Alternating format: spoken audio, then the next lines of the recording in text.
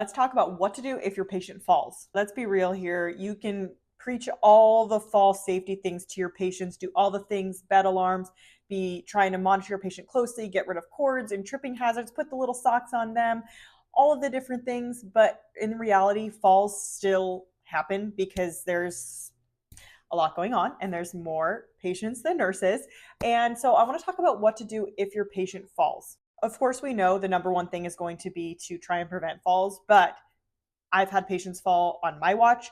I am a charge nurse that responds to falls in the hospital if a patient falls like in another area outside the ICU.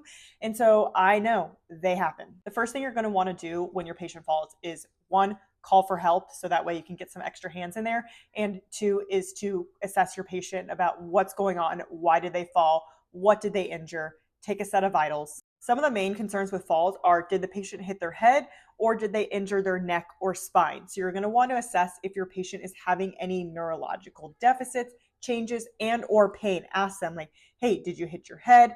Does your neck hurt? You can kind of palpate down the neck, and you're going to want to keep the patient wherever they are in that moment while we're assessing.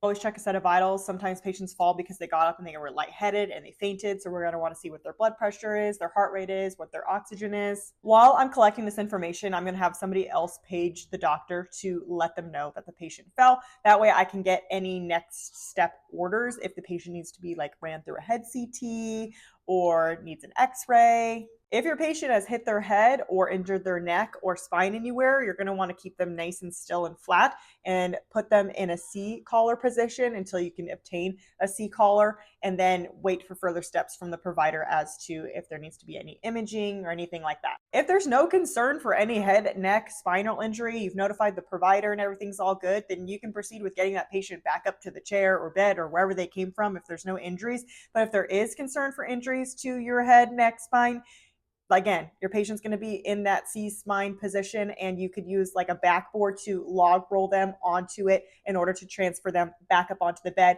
You're going to need quite a few people for this, but we want to make sure that we're doing it safely. And the last two things you need to do are, one, notify the family. If the patient isn't alert and oriented, I would definitely notify their next of kin that something like this happened.